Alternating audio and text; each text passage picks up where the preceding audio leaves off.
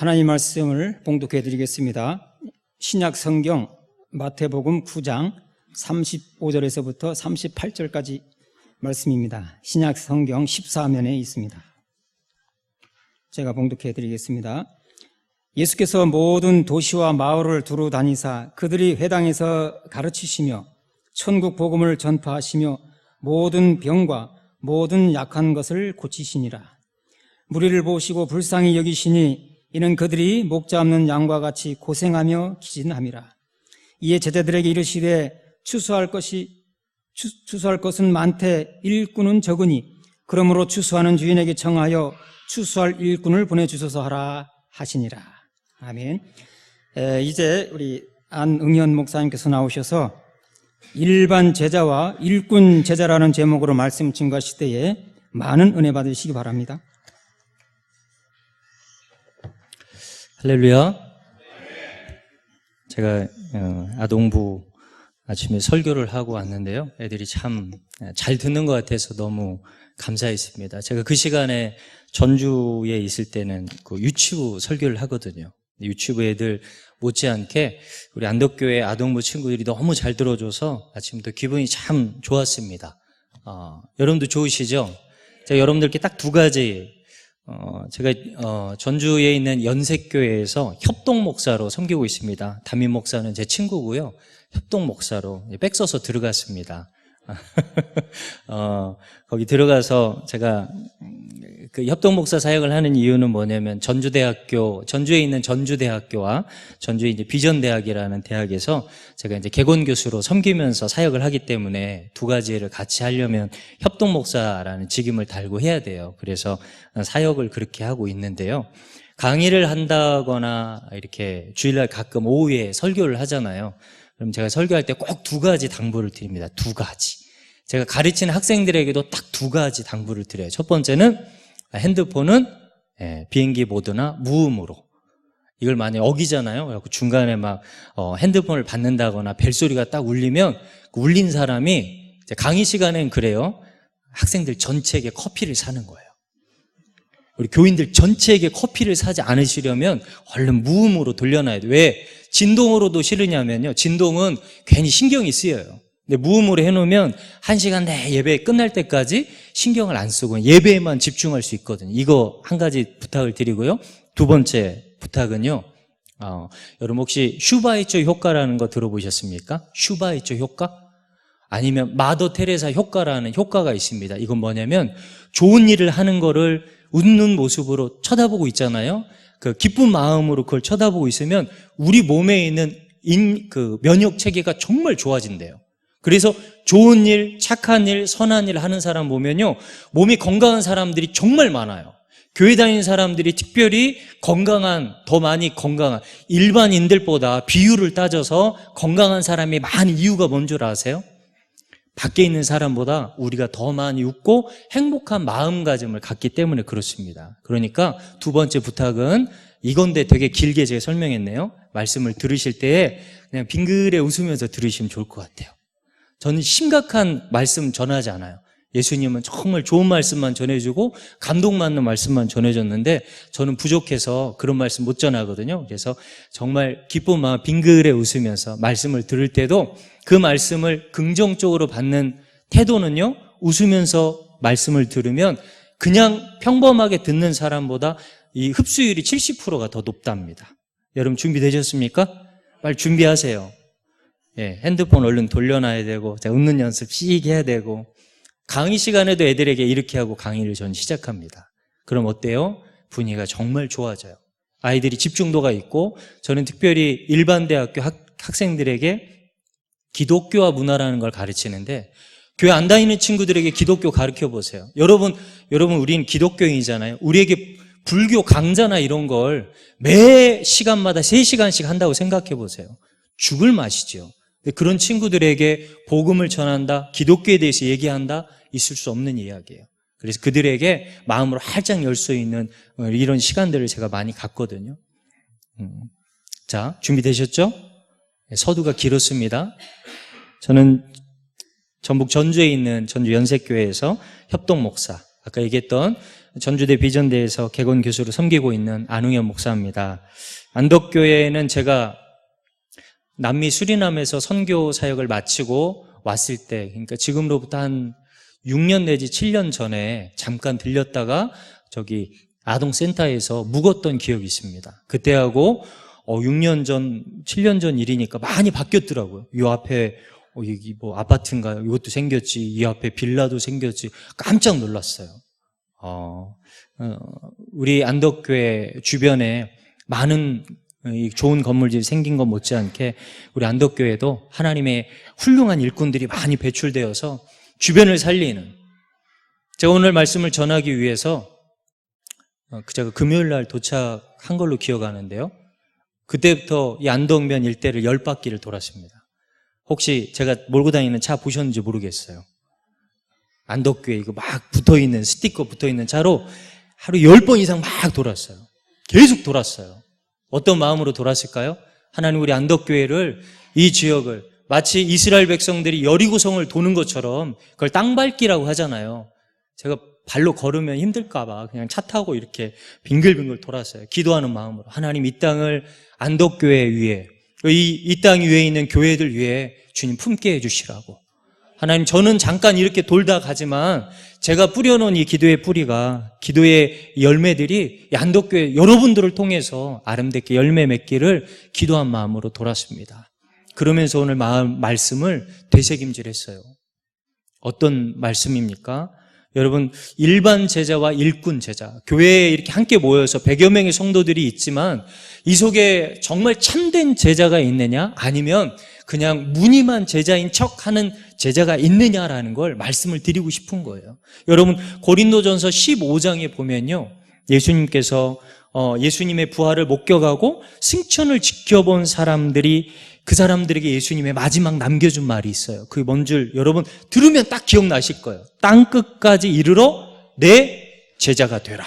이게 예수님이 우리에게 남겨주신, 그때 예수님이 승천하시기 직전에 그 모습을 밑에서 바라보던 사람들이 마지막 봤던 그 모습이에요. 그리고 예수님이 어떻게 올라가셨어요? 손오공이 탔던 군두눈 타고 이렇게 구름 타고 올라가셨다라는 거예요. 제가 학생들에게, 교회 안 다니는 친구들이 이렇게밖에 설명할 수밖에 없어요. 야, 손오공도 군두눈 탔는데, 손오공이 탔던 구름 이름이 군두눈이에요. 예수님이라는 사람이 진짜 만약에 신이라 그러면 구름 못 타겠냐? 원숭이도 탔던 그 구름을, 신이라는 존재가 구름 그것 못 타겠어? 그렇게 타고 올라가셨던 그 예수님이, 그 모습을 지켜봤던 사람들이요, 500여 명, 형제만 500여 명이 넘었어요. 그런데 한참 지나고 난 다음에 초대교회를 이루고 초대교회의 성령 충만함을 받았던 사람들의 숫자가 몇 명인지 기억나십니까? 숫자를 잘 생각하세요. 예수님이 고린도전서 15장에 올라가시기 전에 내 제자가 되라 라고 할 때 500여 명, 형제만 500여 명 있었어요. 근데 초대교회를 이루고 마가의 다락방에 모여서 막 기도했던 사람, 그때 성령에 막 불같이 임했던, 그 성령의 충만함을 받았던 사람들의 숫자가 120명.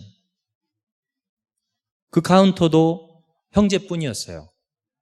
여자분들은 죄송하지만 카운트에 없고요. 만약에 이 숫자대로 하면은 76%의 사람들은 예수님의 제자가 되라고 했는데 떠나갔어요. 500명 중에 120명만 남았다는 건 뭐냐면, 예수님이 정말 신의 아들이 아니고선 할 수 없는 구름을 타고 하늘나라로 올라가는 그 모습을 눈으로 목격했음에도 불구하고 끝까지 남았던 사람은 몇 명이에요? 24%예요. 여러분, 우리 교회, 안덕교회 성도님들은 그런 비율이 안 되길 저는 소망합니다. 여러분, 반대가 되어서, 아니 100% 예수님을 확실히 나의 구주로 믿고 그 예수님과 끝까지 동행하는 삶을 살겠다라고 하는 그 마음의 자세를 가지고, 나는 그 76%의 퍼센트에 들어가는 게 아니라 끝까지 참고 인내해서 성령의 충만함을 받고 예수님의 참된 제자가 되겠다고 했던 24%의 성도님들이 될 수 있기를 주님의 이름으로 간절히 부탁을 드립니다.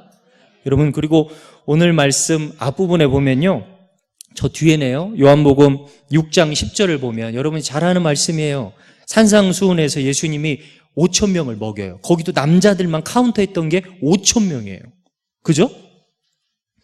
예수님이 6장 10절에 5천 명을 먹였고요. 저 6장 뒷부분에 가면 66절, 67절 이렇게 보면은 예수님의 참 제자로 남은 사람이 5천 명을 먹였어요. 12명의 제자들과 그러면 5,012명일 거예요. 예수님의 제자들도 있었으니까. 5,012명 중에 끝까지 예수님의 말씀이 산상순에서 끝나고 남았던 사람은 12명 남았어요.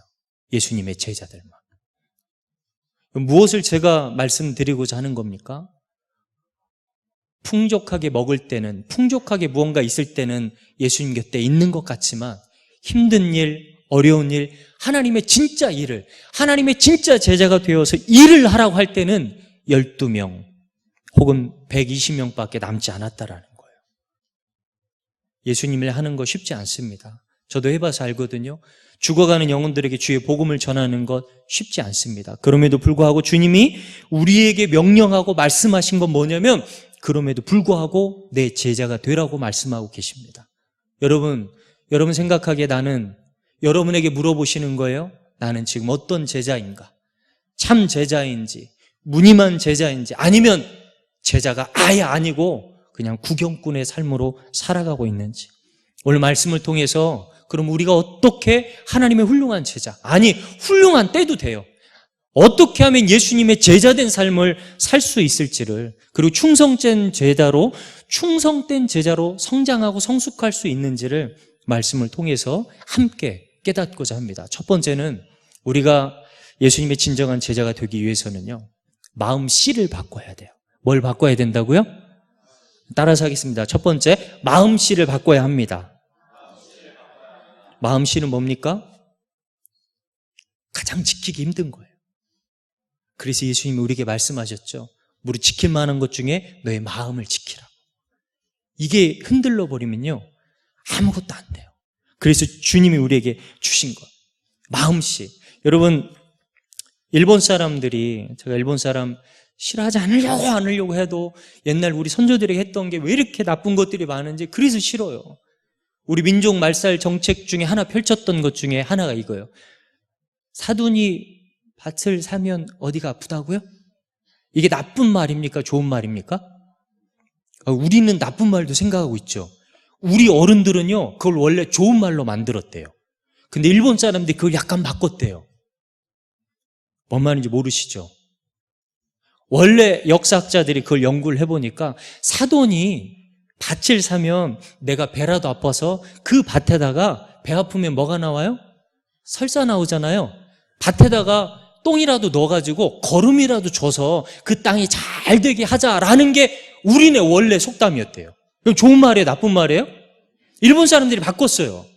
모든 속담 하나하나를 일본 학자들이 연구하고서 야, 이건 이렇게 바꾸자. 그래서 살짝 틀은 거예요. 야, 사돈이 밭을 사면 배가 아파. 그냥 뒤에는 끊어버렸어요. 거기까지만 하고 배가 아프다고 끊어버린 거예요. 원래 우리 건 너무 좋은 건데 이 사람들이 바꾸게 만든 거예요. 원래 하나님의 말씀은 너무 좋은 것들이 많거든요. 근데 우리들이 그걸 곡해하고 힘들다라고 쳐내버리기 때문에 우리가 그걸 못할 때가 많아요. 마음씨 바꾸는 거요. 교회 보면요, 3가지 종류의 인생들이 있답니다. 첫 번째는 구경하는 인생이 있어요. 구경하는 성도. 교회 와서 아무것도 하기 싫고 그냥 구경만 하다 가고 싶대요.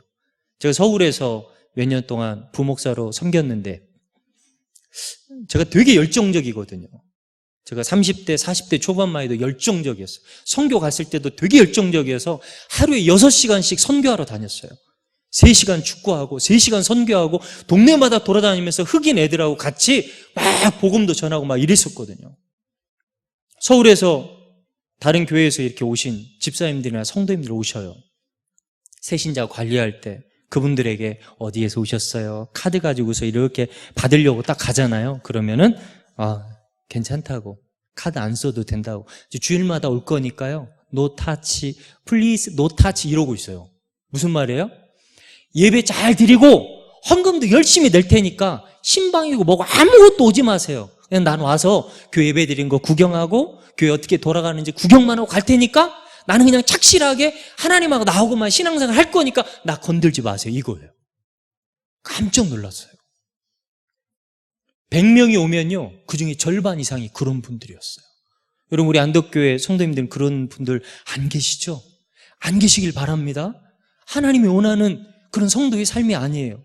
교회 안에 구경꾼이 있었고요. 두 번째는 품꾼이 있어요. 뭔가 내게 혜택이 돌아오면 일을 해요. 그렇지 않으면 안 해요. 봉사를 해도 뭔가 나에게 교회에서 밥을 한번 사준다거나, 우리 죄송한 표현이에요. 찬양대 주의자님이 뭘 밥을 한번 사준다거나, 그래야 내가 열심히 봉사하지, 안 그러면 안 해요. 이건 품꾼이에요. 대가가 따르는 거예요, 대가가. 대가가 없으면 안 해요. 마지막 세 번째는요, 일꾼이에요. 일꾼은요, 이거든 저거든 아무것도 필요 없어요. 오직 주인만 바라보면서, 주인이 너무 좋아요, 그 주인이. 그래서 그 주인이 좋아하면 또 열심히 하고요, 그 주인이 힘들어하면 일꾼도 함께 힘들어하면서 함께 고통을 나누는 것. 여러분, 우리 사랑하는 안덕교회 성도님들은요, 이런 일꾼 되었으면 좋겠어요.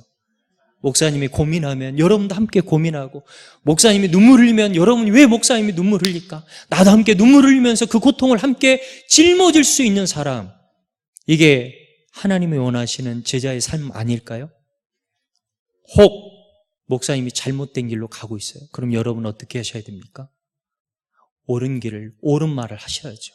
직언을 고하셔야죠. 그리고 목사님을 위해서 뒤에서 눈물로 기도하셔야죠.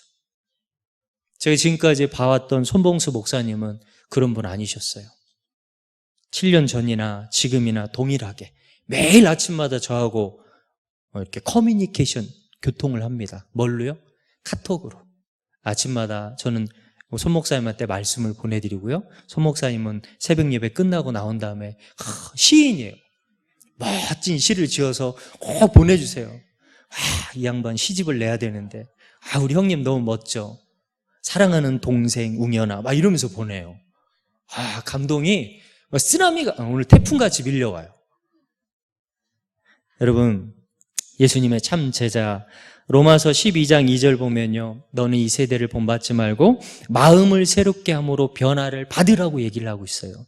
마음 씨가 변해된 이유는 뭐냐면요, 우리의 마음의 중심에 있는 게 하나님 중심으로 바뀌지 않으면 우린 쉽게 바뀌지 않는, 쉽게 변화되지 않는 그런 인간들이기 때문에 그래요.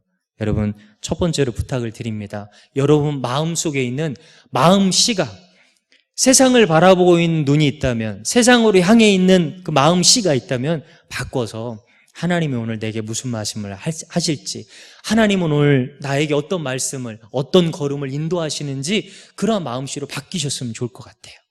주님이 바로 원하시는 마음씨가 그런 마음씨이기 때문에 그렇습니다.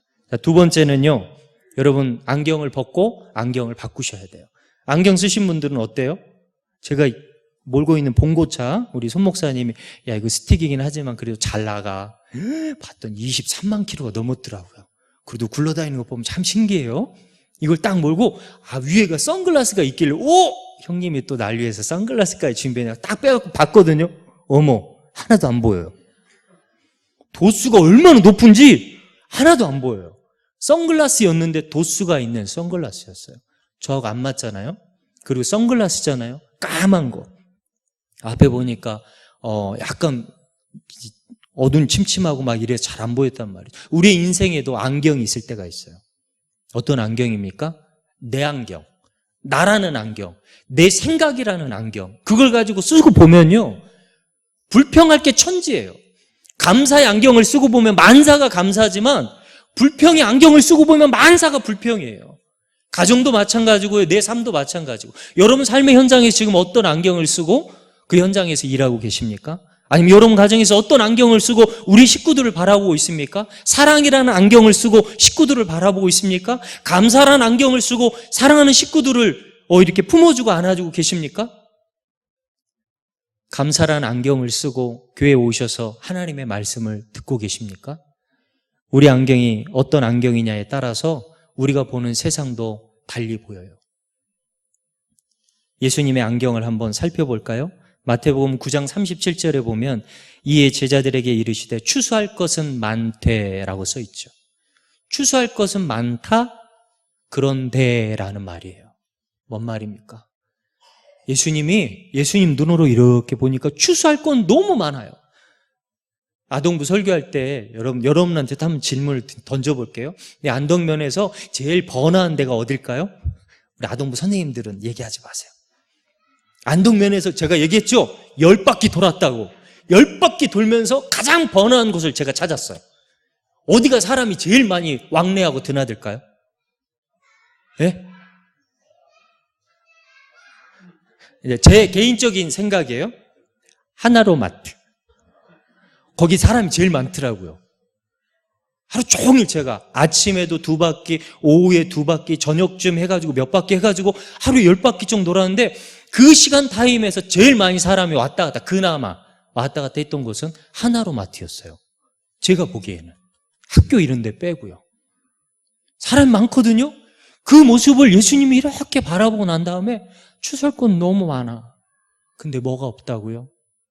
일꾼이 없대요. 여러분, 추수할 건 너무 많은데 일꾼이 없으면 그거 어떻게 합니까? 제가 비행기 타고 오면서 비행기에서 이렇게 보니까 김제평야 이렇게 지나가기도 하고 쭉 지나가요. 군산에서 탔거든요. 쭉 지나오면 그 서해안 쪽이 논이 정말 많아요. 이제 누릇누릇해지잖아요. 황금 들녘이 되잖아요. 이렇게 보고 오는데 그게 다 엎어져 있기도 하고 세워져 있어요. 추수할 게 너무 많은데 일꾼이 없으면 그걸 누가 추수하냔 말이죠. 우리 기도 제목 내놓고 있더라고요. 안덕면의 복음화를 위해서. 여러분이 일꾼이 되지 않으면 누가 일꾼이 되어서 그 추수할 그 상대를 향해서 나아갑니까? 어떤 교회는요, 저는 오후에 예배 없다 그래 되게 좋아했어요. 오후에 예배 없다 그래서. 전주에 있는 어떤 교회도 오후 예배가 없어요. 이유가 뭔 줄 아십니까? 많은 사람들이 주일날 되면 산과 들과 가까운 휴양지나 이런 데로 놀러 가잖아요. 예배 끝나고 나서 당신들도 놀러 가십시오라고 교회에서 얘기해요. 놀러 가기 위한 목적이 아니라요, 거기 가서 전도하라는 거예요. 그래서 3, 3, 5 짝을 이루어서 그곳에 가서 전도해요. 전라북도 전주 지역에 여러 휴양지가 있는데 한옥마을 가서도 전도하는 사람이 있고요, 거기 휴양림 같은 데 가서 전도하는 사람들이 있고, 주일 오후에 가가지고 어떻게 전도하는 줄 아세요? 이렇게 포장마차 같은 거 해가지고 거기 사람들에게 무료로 음료 같은 거 나눠주고 거기다가 전도지 같은 거 나눠줘요. 물론 효과는 미미하지만 그럼에도 불구하고 하나님의 일을 위해서 열심히 쓰임받는 사람이 되라라는 교회의 목표를 향해서 열심히 달려가요. 여러분, 안덕면의 복음화를 위해서 여러분들을 이 재단에 불러주셨습니다. 하나님의 일꾼으로 불러주셨는데 마지막 때 여러분이 하나님 앞에 서서 여러분 분명히 하나님이 여러분을 심판할 거예요.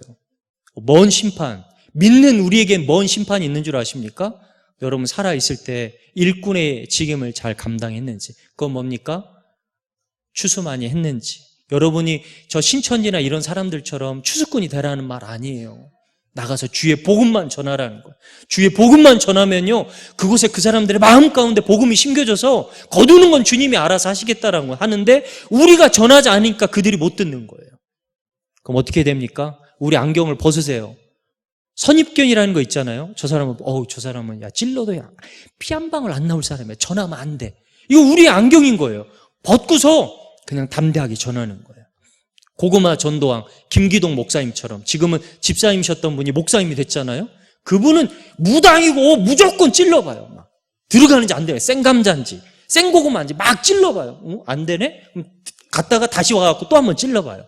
그래도 예수 한번 믿어봐. 얼마나 좋은데. 어렵죠. 처음에 입대기는 어렵지만요, 시작하면 주님이 우리를 도우십니다.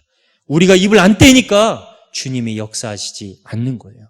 여러분, 우리 안에 있는 이런 안경, 추수할 것이 많은지 적은지를 여러분들이 여러분 눈으로 한번 보세요. 하나님은 많다고 하는데 우리 너무 없는데요? 라고 하지 마세요. 주님은 너무 많대요. 우리 주변에 추수할 것이 너무 많다고 하십니다. 그러면 우리의 안경을 벗고 예수님의 안경을 쓰고 세상을 바라볼 수 있는 여러분과 제가 될 수 있기를 주님의 이름으로 간절히 부탁을 드립니다. 마지막 세 번째는요, 내 자신을, 이렇게 되면 어떻게 된다 그랬죠? 정말 좋았는데. 마지막 세 번째는요, 본문 37절을 한번 여러분 읽어주시면 감사하겠습니다. 37절입니다. 시작.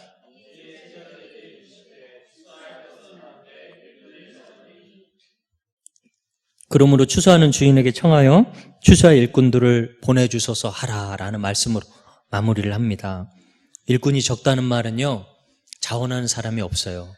하나님, 제가 일꾼이 되겠습니다. 여러분, 우리 안덕교회 모든 성도님들이 자원하는 마음으로 많은 분들이 이렇게 얘기를 해요. 연세가 많은 분들은 연세가 많아서. 제가 서울에 있을 때 어떤 공부를 했냐면 전도 폭발이라는 공부를 했습니다. 전도문을 외우는데요, 40분을 외워야 돼요. 달달달 외워가지고 내 앞에 있는 심사관에게 그걸 테스트를 받아가지고 강사 자격증을 제가 땄어요. 1, 2, 3단계. 그 일에 80이 넘은 장로님, 은퇴 장로님이 자원해서 장로님, 권사님 이렇게 쭈루룩 해가지고 7, 8분이 자원을 해가지고 그걸 따셨어요. 80이 넘어서도 하나님이 제게 기억을 주신다면, 암기할 수 있는 기억을 주신다면, 그리고 영혼을 향한 열정을 주신다면, 목사님 저도 이거 해보고 싶습니다 하고 80이 넘은 장로님이 도전을 해서 그걸 따셨어요. 그리고서 나가서 어디서요? 양로원이죠. 양로원 가서, 혹은 제가 있던 곳이 영등포니까 영등포에 그 이렇게 쉼 단지가 있거든요.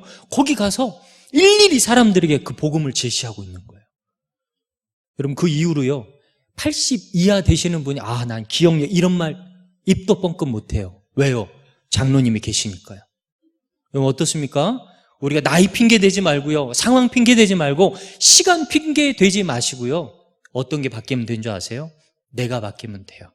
내 자신이 바뀌어서 하나님, 저 부족하지만, 제가 시간이 없고 물질도 없고 여러 가지 없지만 그럼에도 불구하고 하나님이 쓰시겠다 하니까, 하나님이 취소할 게 많다고 하니까 하나님 제가 한번 해볼게요.